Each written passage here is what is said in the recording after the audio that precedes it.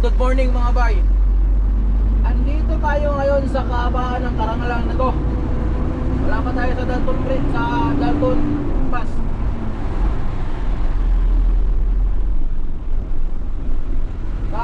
Kakaalis lang namin mga bay sa pinardahan namin kasi kaninang madaling araw hindi ko na kinaya yung antok. Mas pinili ko lang magpaumaga na lang talaga dahil ayun nga, baka mamaya diba, sa pagkakamali natin dito mga bay, goodbye tayo. Vertical lang rin natin dito, ayan, ito.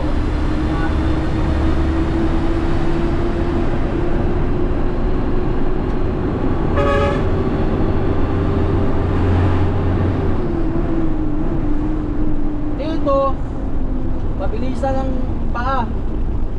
At hindi lang paa mga bay, kailangan yung pakiramdam mo, yung instinct mo. Kailangan tawag nito tama, di ba? Yung mga pakiramdam mo, yung akala lang sa isip mo, kung halimbawa overtake ka na kahit tingin mo ay kaya mong lusutan tapos nag-aalanganin ka kasi baka mamaya abutan ka sa gitna kung saan ka na inuvertikan mo, huwag mo lang ituloy. Yan ang sinasabi ko, huwag mo lang ituloy kasi akala mo abutan ka na sa gitna, kailangan ka na naka-vertical na, huwag mo lang ituloy mga bay kasi mangyayari talaga yun.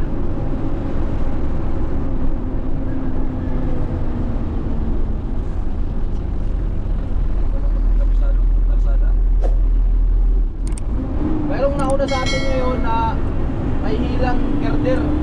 Hindi, trailer ha, girder siya, ang kulay.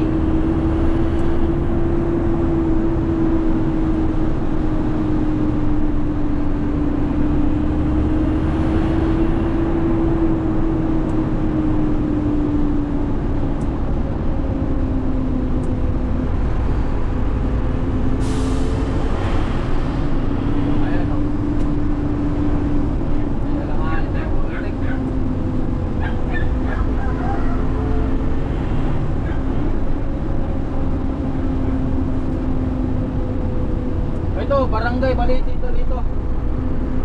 Itong lugar na to. Barangay Balite, Karangalan, Isabela, Lipaisia.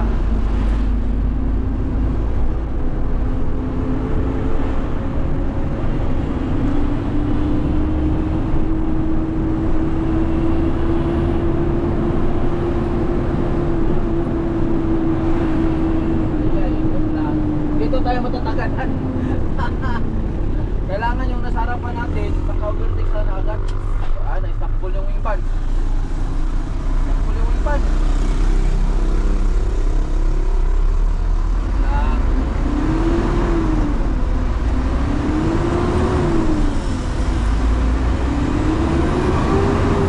Maganda mga bay kung may drone lang tayo.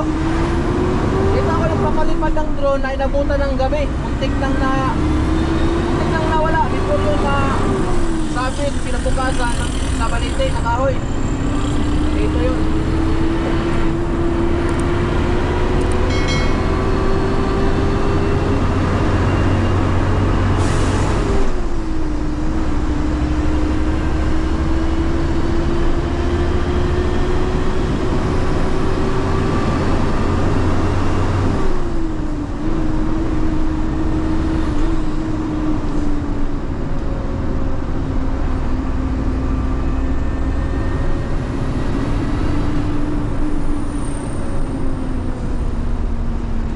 Kailangan ma-overtakean natin ito mga bay kasi pag hindi natin ito na-overtakean at makakarating na kami doon banda sa tuktok na anak ko, Diyos mio,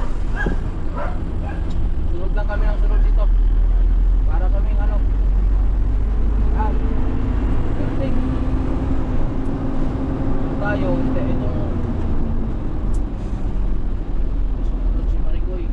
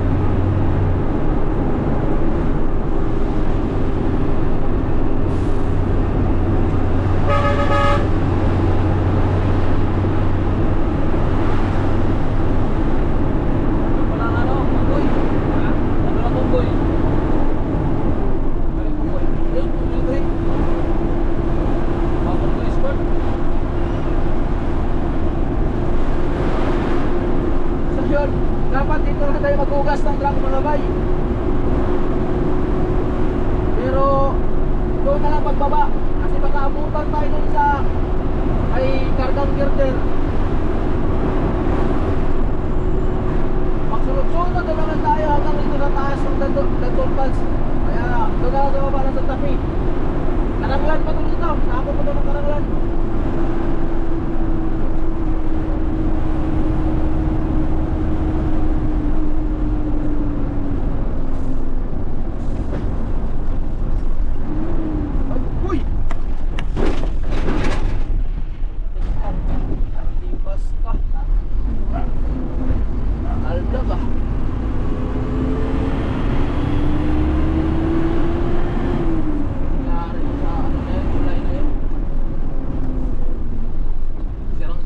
Kalsada dito mga kayo.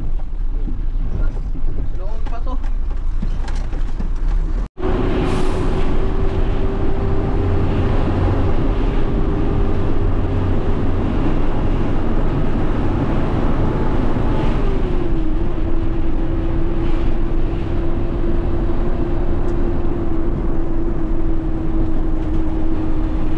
Magulat sa kalsada na dito.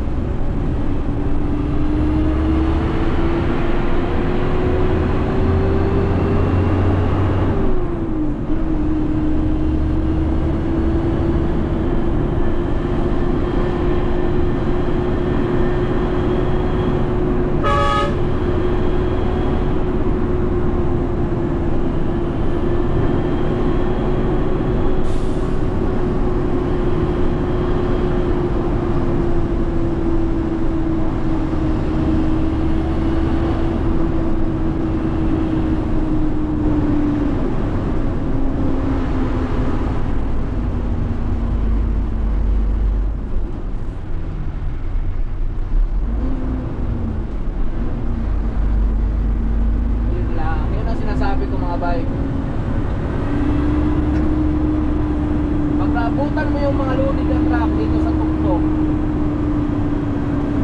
bibihira ka na lang makaka-overtake dito. Pero lalo na kung hindi ka ang nakasunod. Kung may mga iba pang truck na nakasunod, tapos kanina ang loob, pag sisingit-singit, overtake, wala. Hindi ka maka-overtake dito.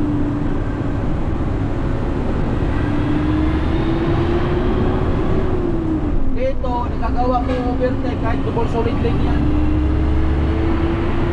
Ayan, overtake siya, oh. Makikita natin yan, yan. Kung mayroon pang kasalubong mo, wala.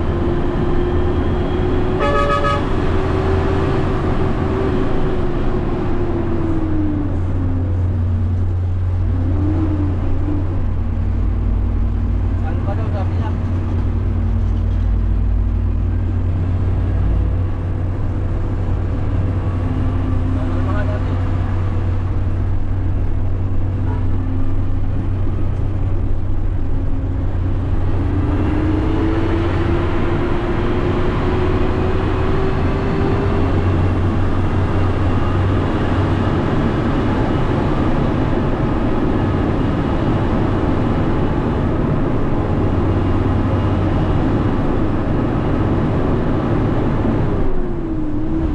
Yari na naman ako sa mga bashers. Yung mga bashers ko dito, ang labasa na naman.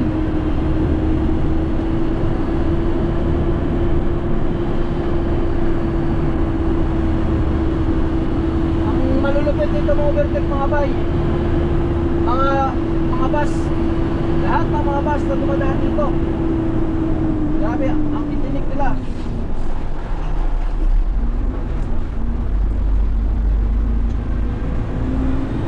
Overtake yan kahit napakasiko.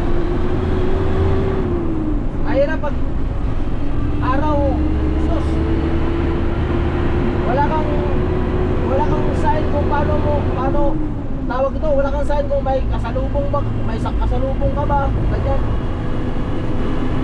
Pero mga bus dito, titira talaga kahit araw pa.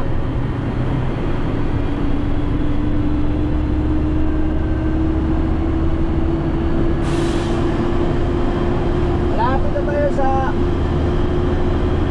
tuktok mga bay.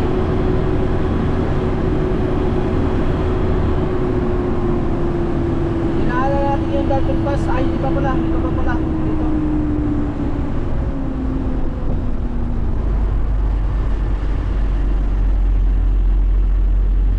Ano na namang loaded isa? Oo.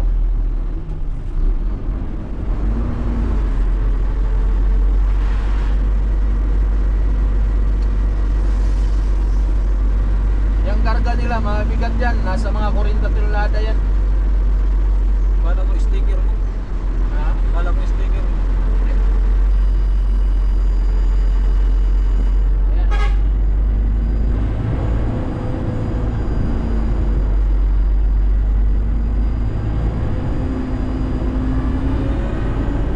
Hindi tayo susunod kasi mamaya merong biglang lulusot dyan.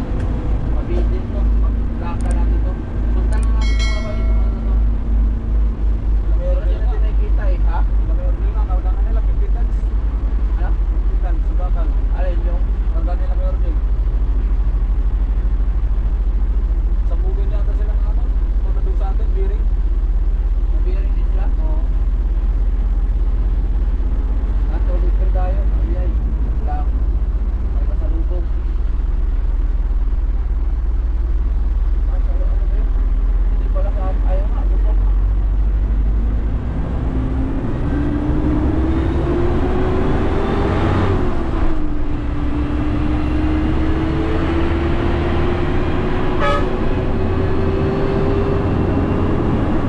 Kalakasan ang pakiramdam mga bay.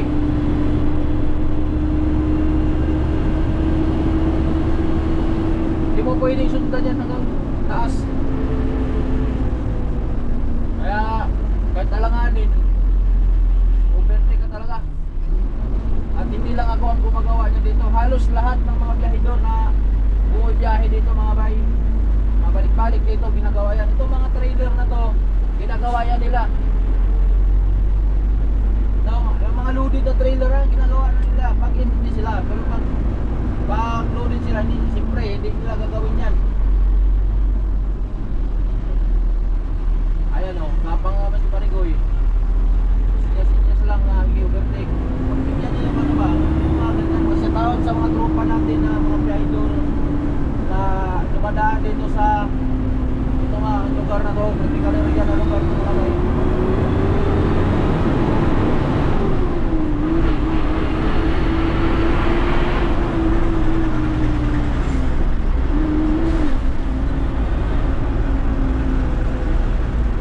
Bawal mabitin yung ano, yung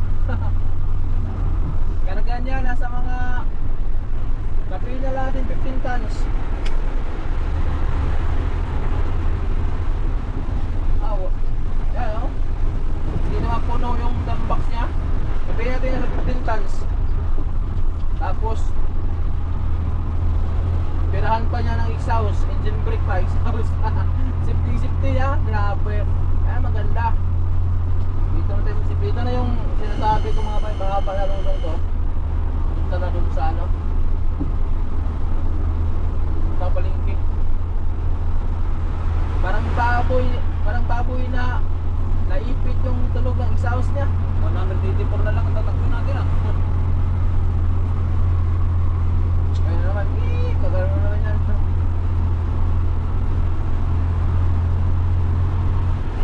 Oo, diba? Simpleng. Magana yung karga. Ang engine brake pa, exhaust pa, grabing arang simpliha, di ba? Power kayo. Oo. Oo, vertic na kasi. Vertic na mga bay.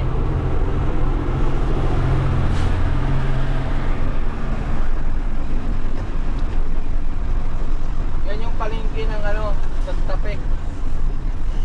Public market.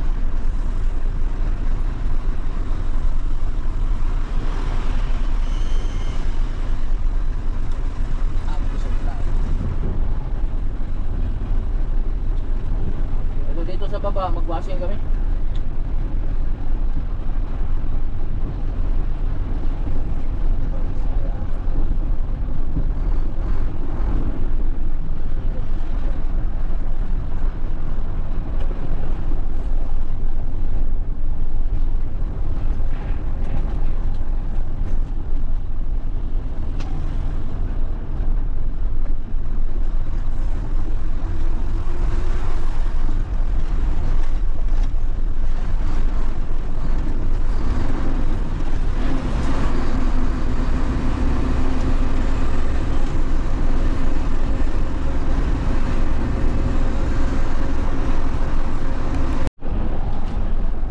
So yun mga bay, hanap tayo ng pwesto dito.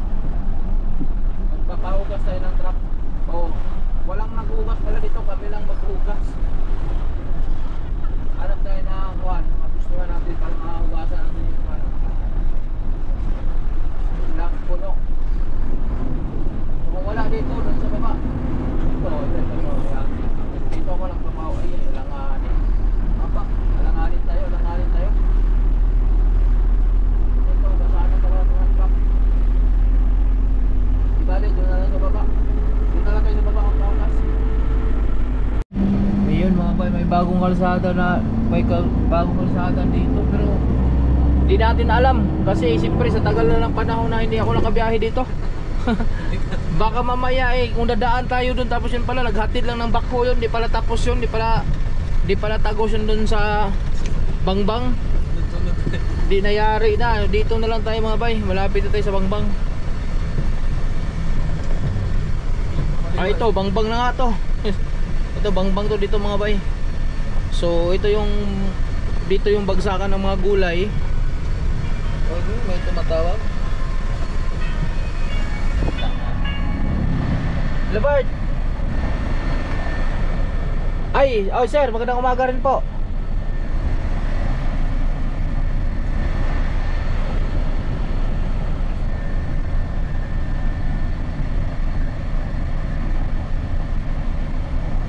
Bulldozer sir?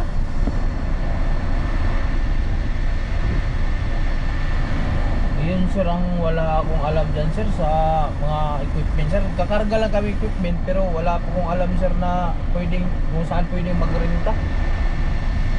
May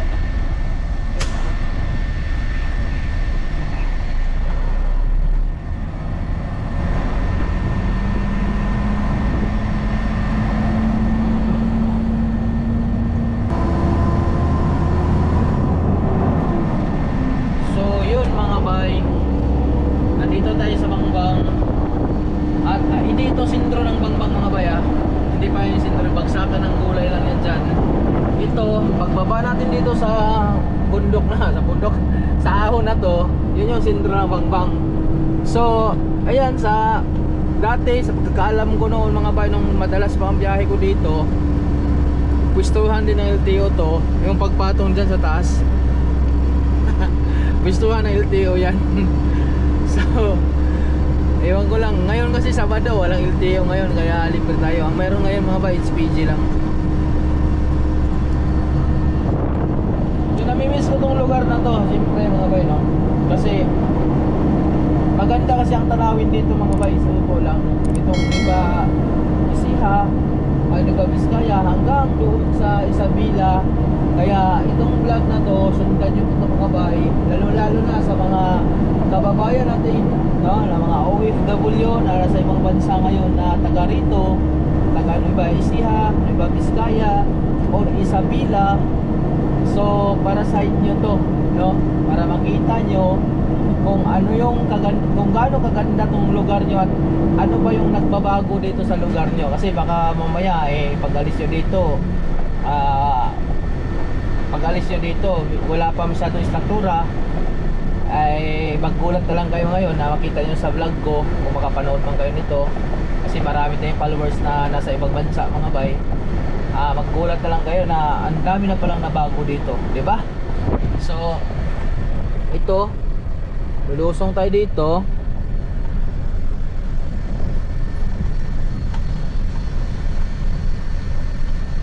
Ayan. Medyo mataas na rin tong ano na to, lusong na to mga bay. Siguro may 800 meters din siguro to. Ginawa natin yung kalsada dito. Alaga sila sa kalsada dito pag repair mga bay. Ayun ang ayos dito. At mamaya sisilipin natin yung ano mga bay, yung Jadi doon sa tawag nito sa cordon, kung ano yung kalsada, kung ano na ba yung sitwasyon ng kalsada dito. Kasi matagal na akong hindi nakabiyahe dito mga bay, ditong Isabela na doon. So biyahe natin ngayon, papunta tayong Ilagan, Isabela. Boundary na yan ng ano yata, ng Cagayan Valley, yung Ilagan City.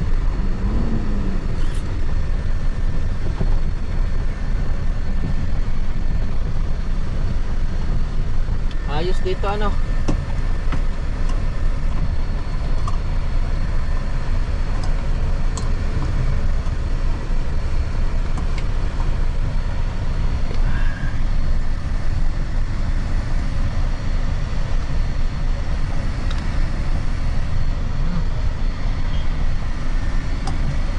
Minsan kasi din matraffic to dito mga bay.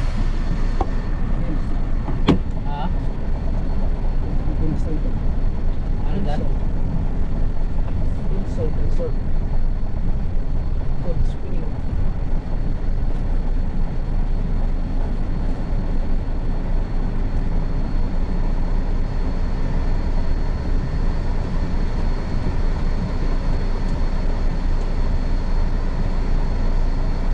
Ay, parang under construction. Kaya ganito.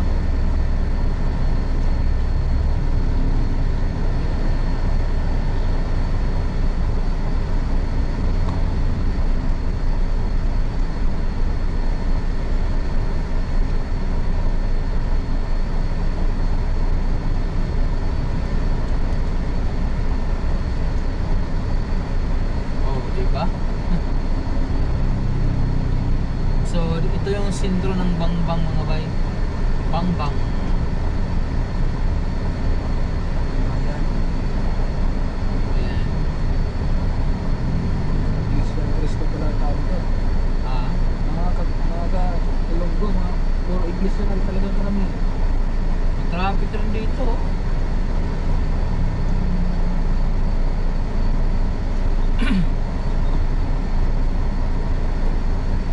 Pero noon pa talaga to matraffic, matao kasi itong lugar na to.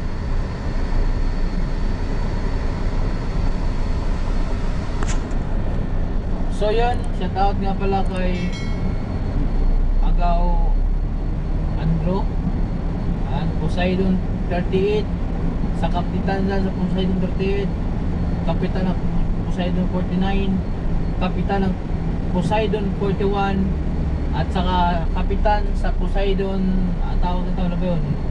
Padre Burgos mga ba ito? Juan. At saka sa iba pang mga crew dyan sa Poseidon. Siyempre sa ELD Transport mga bay, shout out na rin sa kumpanya ni Boss ELD. So sa lahat ng mga trabante dyan, shout out sa yung lahat. Ngayon, dito na tayo sa Bangbang. Medyo traffic lang. Pero itong lugar na ito mga bay, talagang ganito na talaga ito, matraffic itong lugar na ito dito. Lalo na ngayon araw. Pag rush hour dito mga bay, ay Diyos mio, parang nasa Manila ka rin. Ganito dito pag rush hour, no? Pero ngayon di naman, anong oras na ngayon? Alas 9. Sa ano lang to, sa palengke kasi yung palengke nila dito tabi ng kalsada tapos marami pang mga tricycle. Tulad ngayon, no, may sumisingit na tricycle dito sa ano natin. Ayan. Saka siyempre pagbigyan natin yung mga yan mga bay, hindi pwedeng hindi natin pagbigyan yan. Diba? Ayan, pagbigyan natin, dahil hirap na eh. Mamaya makasakit tayo.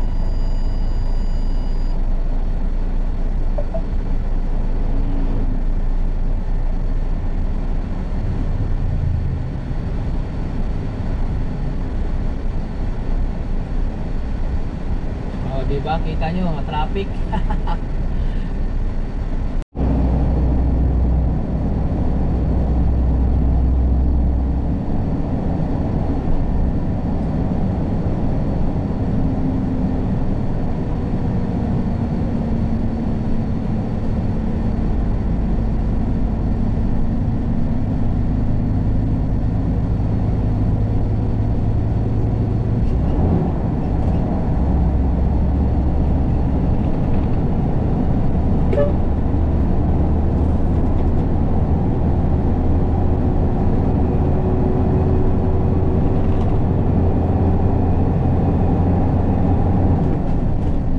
After ng tulay mga bay, bayumbong na tayo.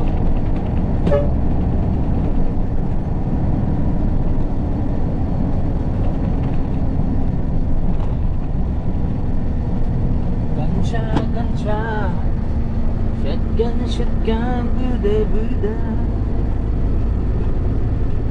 Ayun yung ang tulay. Laki ng ano na ito mga bay, sapa na to.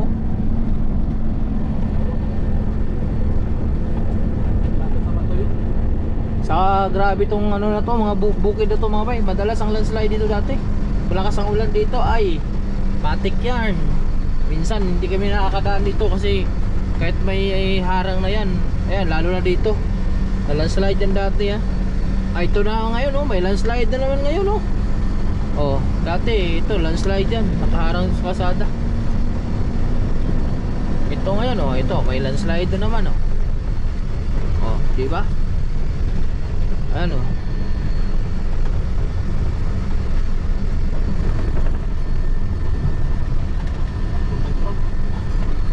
So yun.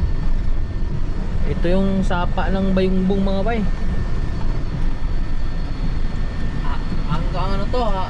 Tawag ito? Lagat lang siguro. Yun o. Hanggang Tugigaraw to. Itong ano na to. Sapa na to. Napakalaking sapa. So yun na, ginagawa pala yung kabilang tulay. Baka yung girder dito yung dalhin. Dito siguro dala yung girder na nasundan namin sa ano, sa Santa Fe. Naalala ko dati mga bay, yung bagyong Udit yata yung bagyo na yun. Ay hindi para Udit, basta may bahay dyan no, tabunan talaga. Laki na tubig dito, grabe. Napunta kaming Ronrono dito sa sakop na pala ng Quirino Province ang Ronrono na yan. Hindi na pala sakop ng Solano yan no, sa bundok ng Quirino Province sa gold mining. Sos, may isang barangay din doon natabunan, grabe. Pati yung tulay doon na sa Ronrono mismo bumigay na rin, kaya na-stranded kami doon ng ilang linggo rin yun, mga isang linggo mahigit yata yun. Kaya araw pala araw, ilang araw, ilang linggo. So ilang araw din kami na-stranded doon. So, ito yung bayumbong. Sunod dito Solano na. Tapos sunod ng Solano, Bagabag. Dito sa Bagabag, una ko magkakamali, Jadi yata. Tagal lang kasi ako hindi nakabiyahe dito. So distansya lang to, ano lang to, masyadong malapit lang to, puntang Solano. Kaya sa mga OFW nating mga kababayan, abangan nyo tong video na to para sa inyo to no? Silipin natin tong lugar nyo, mga tawag dito, taga Nueva Ecija, taga Isabela. Yan, silipin natin yung lugar nyo mga bay. So lapit na tayo sa Solano.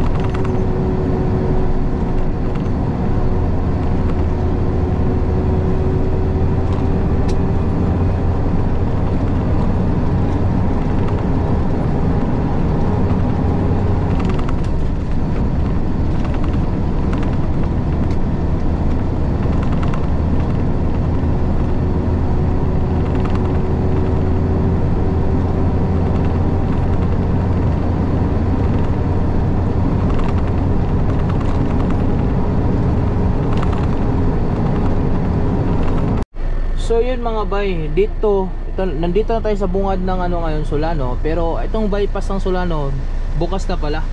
So dito tayo ngayon dadaan. Hindi na tayo dito dadaan sa mismong bayan kasi matraffic dito sa bayan mga bay. Maliit kasi ang malaki ang Solano, pero medyo masikip din sa bayan pag dyan tayo dadaan ngayon. So dito tayo dadaan sa bypass kasi padaanan na pala itong bypass. Ngayon noon kasi nung bumibiyahe pa ako dito, hindi pa kasi ito tapos. So dito tayo dadaan. First time ko ngayon dumaan dito mga bay.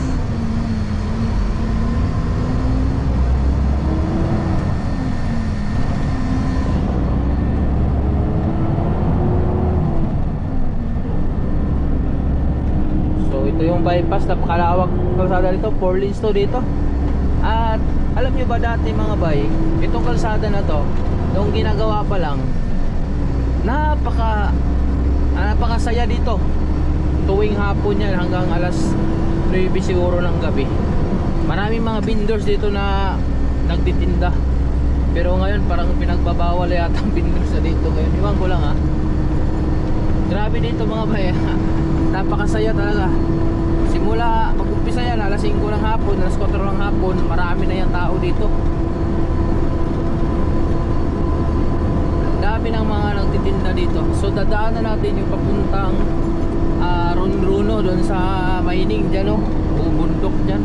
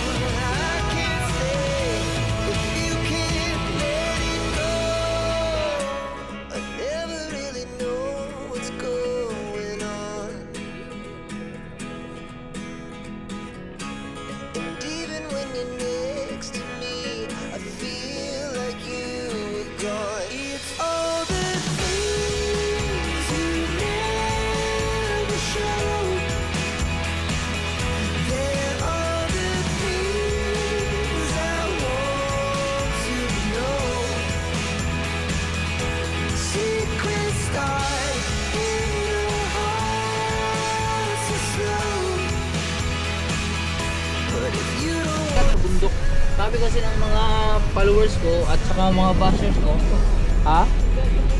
Kaya nga, mga bashers ko, na yung Quezon daw, ay sakop na daw ng, hindi daw sakop ng Solano yun. Ano daw yun, Quirino Province na sakop.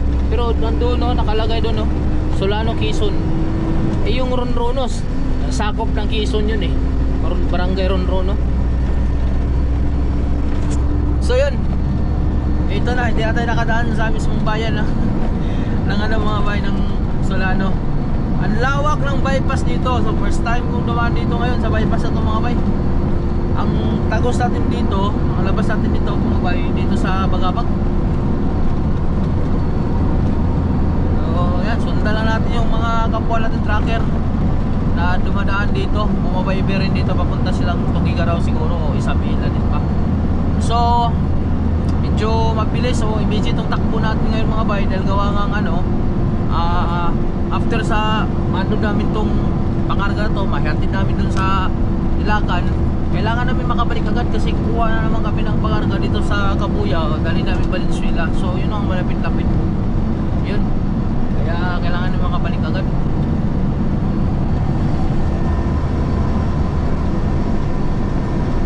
Lawak na pala talaga dito.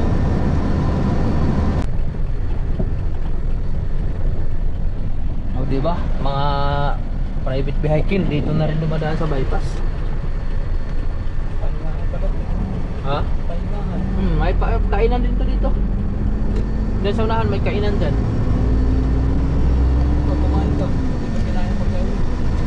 Walang gana dun sa ano yung ulam ko. Walastik ito. May mga iyaw-iyaw to dati. Dyan pa rin? Hindi nga. Ay, oo nga. Wala tayong ano.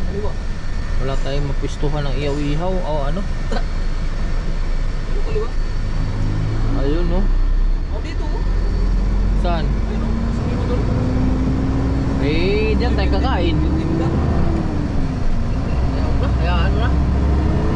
Kaya mo na, prutas na lang. Balik natin sa prutas.